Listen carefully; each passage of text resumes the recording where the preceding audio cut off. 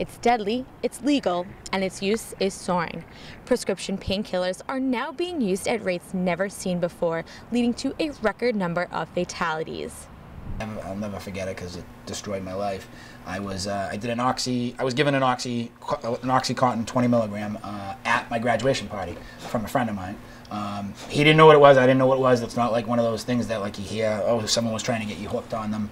Nobody knew what it was. We thought we were just having a good time, and I instantly threw up because that's what a lot of people do when they take opiates. And but the problem was that after that happened, I couldn't wait to do it again.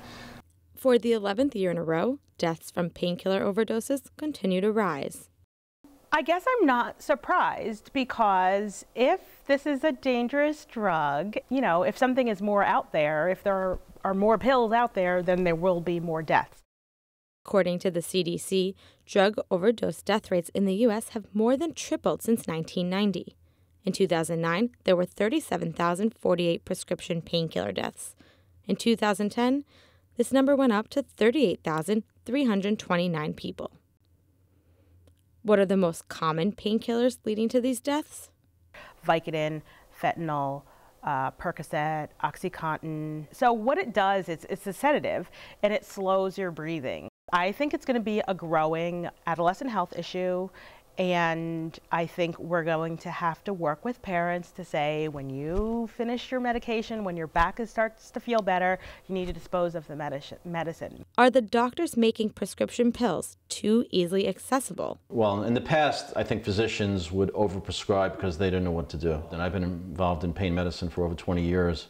To treat or not to treat is a very difficult question. You may not want to give the patients the prescriptions, and they're in your office and they start ranting and raving, and you're caught between wanting to satisfy the patient, to help the patient, to do the right thing, and you don't know what to do. Joanne Peterson, founder of Learn to Cope, created an organization for those addicted to prescription pills after learning her son was dependent on them. His head was on his chest, and I ran over to him and I nudged him, and when he looked up, his face came up and his eyes completely rolled back in his head. What I was witnessing was an overdose. What does she think is the main contributing factor to the increase in these deaths?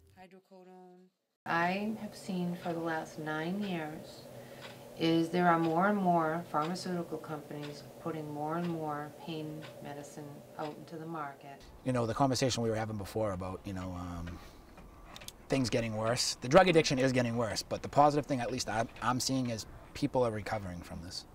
I think because how long can you stay out there using opiates? I was out there for 5 years and it was bad.